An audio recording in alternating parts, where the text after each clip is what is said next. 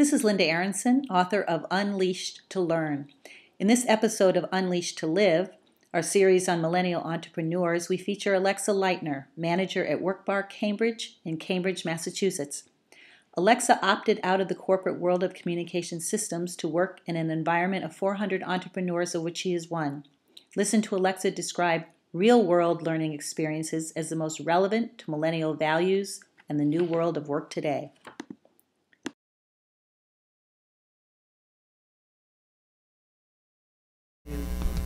Hi, this is Linda Aronson. I'm here with Alexa Lightner, who's manager at Workbar Cambridge in Cambridge, Massachusetts. Alexa, do you want to just tell us really quickly about exactly what Workbar is? So Workbar is a co-working space, which basically means it's a shared office for anybody who wants kind of a flexible work schedule and office space. So it tends to attract startups, freelancers, remote employees, and sometimes larger enterprises that want a presence kind of in the entrepreneurial community. So we sell memberships. We're kind of like a gym for office space. And we provide free coffee and printing and amenities like that, snacks, and also events and programming and like community for people who want it. You majored at Clark University in communications and entrepreneurship, correct? Yeah, my major was communication and culture, and then my minor was innovation and entrepreneurship. Because the program there, it was relatively new when I started, was really designed to be something that was at the intersection of something that you were passionate about. So they didn't allow you to major in it. Fun fact. Oh, that's cool. Yeah. So I went to Clark. I was, I didn't really know what I wanted to do exactly, but I was attracted to communication, and the program there was more about how communications influences our society, not so much like how to advertise or how to market. It was more like understanding the discourses behind advertising, and because it's, kind of a liberal school, so we had that slant on everything. But the entrepreneurship department was really what appealed to me, probably because I grew up, both my parents had their own businesses, made their own schedules, so I think I had that kind of ingrained in me a little bit. But I was just kind of attracted to the fact that the entrepreneurship program was a lot more focused on applicable skills and really taking action. And a lot of my other classes were theory and, kind of studying why things happen, and this was how to make things happen. So that was attractive.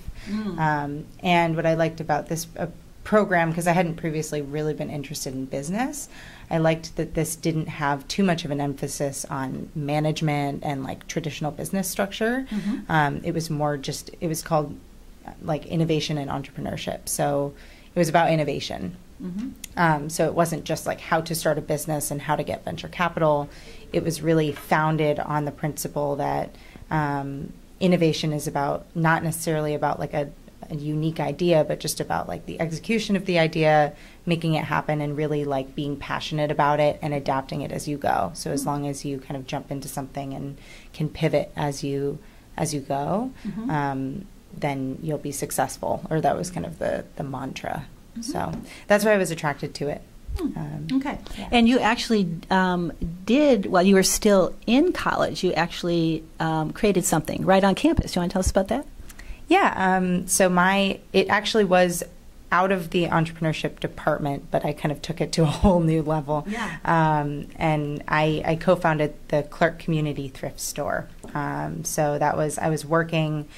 While on campus, I had a couple jobs, and one of them was at the recycling center. So I knew everyone in physical plant. It was the department that kind of oversaw the recycling center. And I was taking the entrepreneurship capstone, which was part of the program. You had to do it. And what you did in the entrepreneurship capstone was you had an idea that you could either join someone else's group or you could come in with your own, and you're supposed to take it as far as you could to completion within the program, which is only a semester. So for most people, that just meant creating a really well thought out feasibility study to see if it was even a legitimate idea. Sure. So while working at the recycling center and having been a student at Clark, I saw all of the people, or I saw that people just threw out all their stuff at the end of the year, and Clark had tried a few programs to deal with all of those things that were mostly really great. My favorite hobby was going around the dorms at like the end of the year and collecting all of the clothes and goods that people were just throwing out, because there were really nice things that sometimes just unopened, like floor lamps, that, you know, especially international students that come in and they don't have anything, they buy everything new. So, you know, I'm sustainability minded, so I saw that that was pretty wasteful on the one hand, but also that all of this value that was at Clark was just getting, what they had kind of settled on was they were just donating it to Savers, which is a for-profit thrift store. So I saw a way to kind of cycle back that value into Clark, kind of underneath Clark's umbrella, with like a few other kind of side purposes. So I basically approached my capstone class and I said, I want to start a thrift store on campus.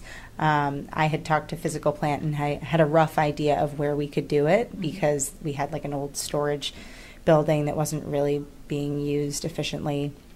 And it was a storefront. It used to be like a pharmacy. So I said, hey, I need help. Can someone do this with me for the project? And the main reasons why I thought it was a good idea was, one, you know, obviously there was a need for it because there was all this stuff that was getting thrown away. It was a nice little feedback loop. But it also, you know, Clark had a really big focus on engagement with the community, and because Maine South is not like the greatest area.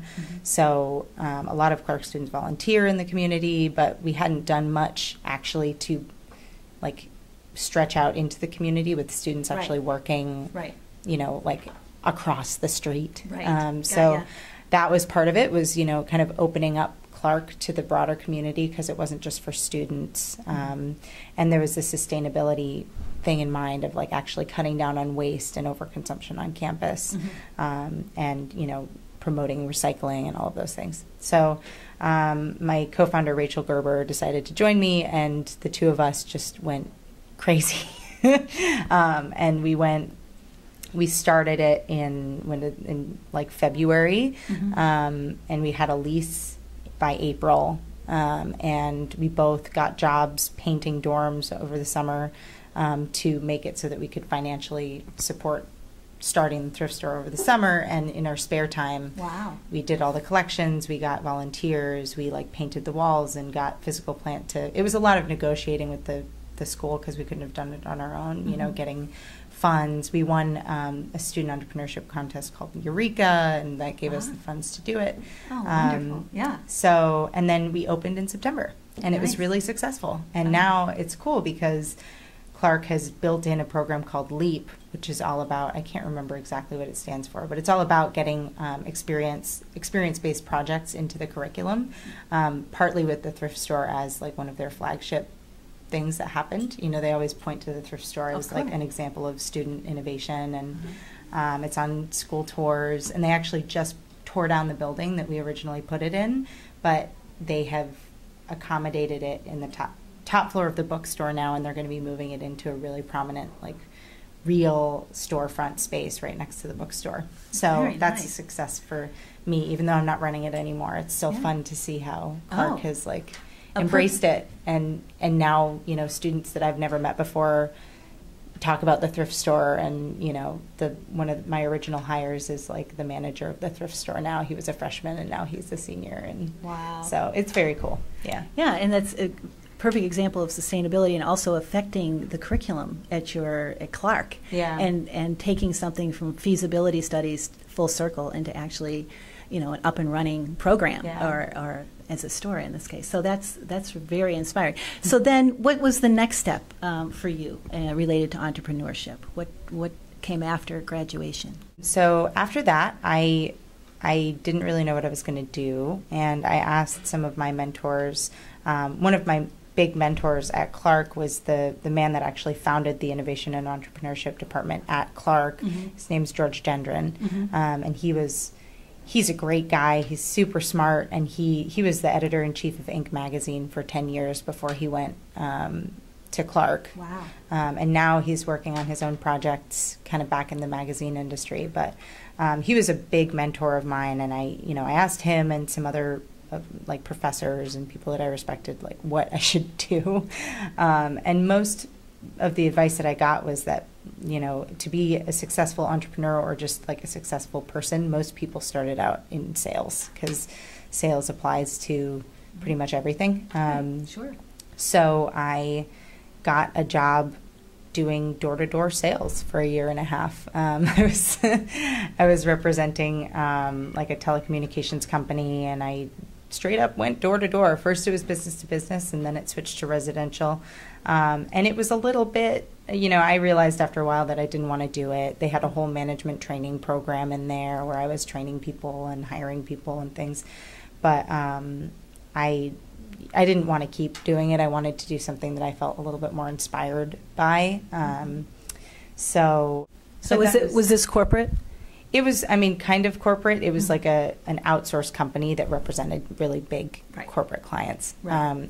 And it was a little sketchy. You know, it was not necessarily, it was not quite a pyramid scheme, but not really something that I wanted to make a career out of. Sure. But I was still figuring things out. And it was a great experience because, you know, if you learn how to talk face to face with people, you know, and I was completely on my own. You know, I'd get like dropped off in a city and I would literally walk for like, you know, a whole day, like 7 hours, just like walking around, knocking on doors. Wow. So I did that. And then I decided to leave, and I saw, just kind of by happenstance, I saw an opening at Workbar, which is where I'm at now. Yes.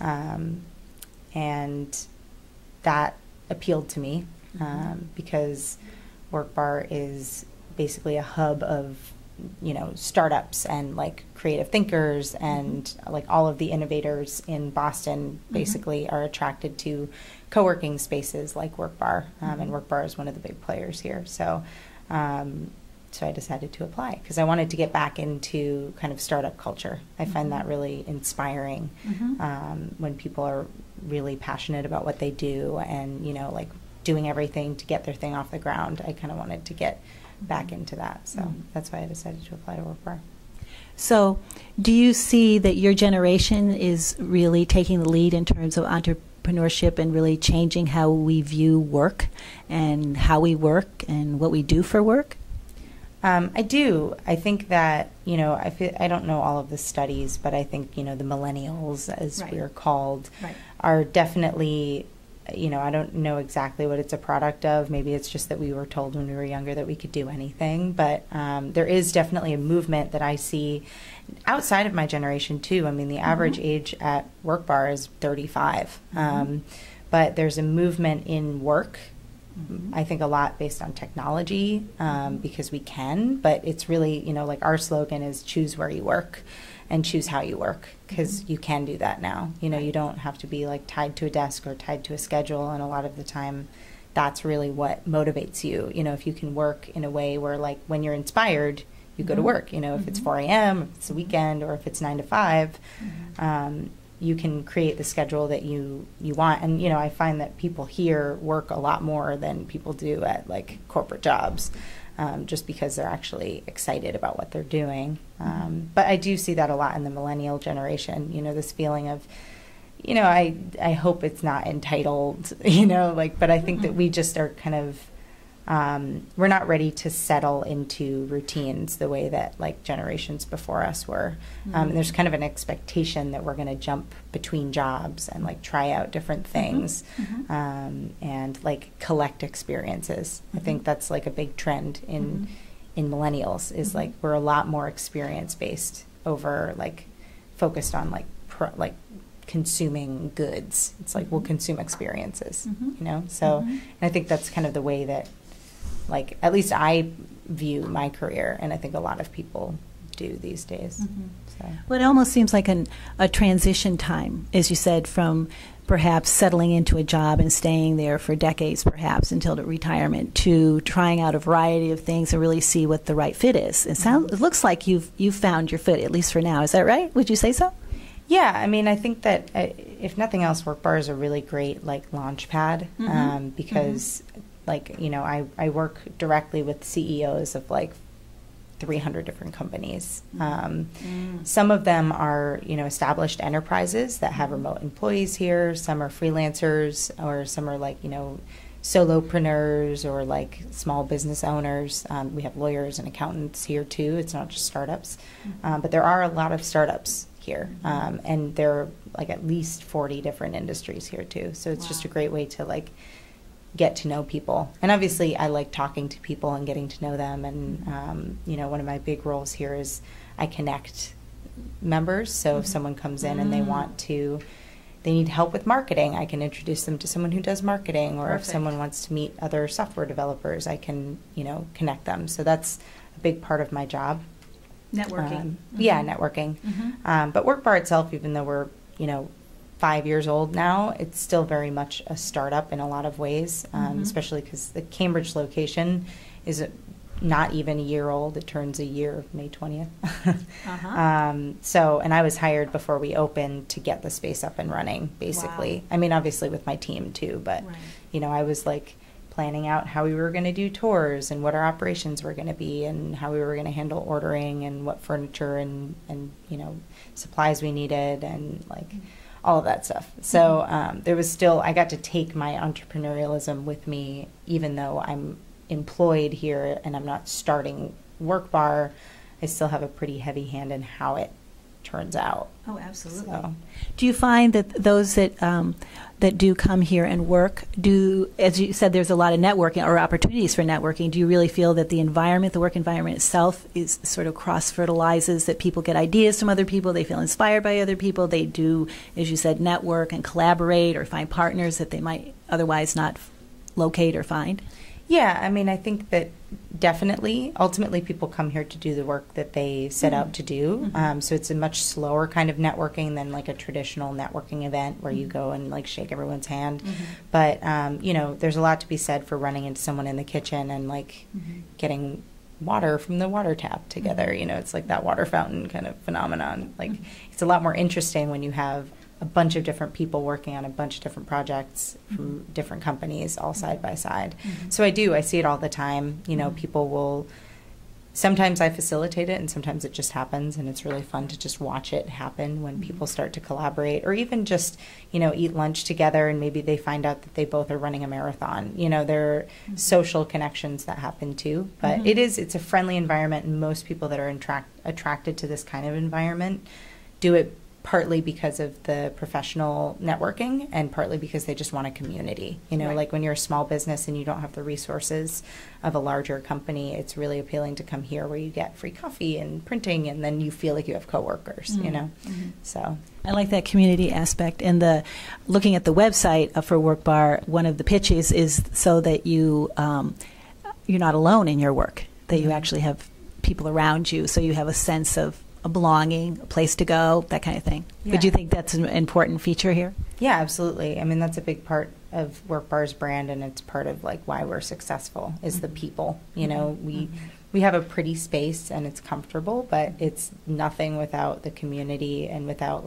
it's much more motivating when you're working on something, and especially for entrepreneurs when you're doing everything and it's very overwhelming, but you look over and you see someone else working too, and it's 10 p.m. Right? You don't feel as bad. Right. Maybe it's not good because sometimes you should take a break, but but it can be really motivating. When we were starting up, I felt like I was working crazy hours because I was, but I looked around and there were other people with me, and even though they were technically my clients, they still felt like my coworkers. So.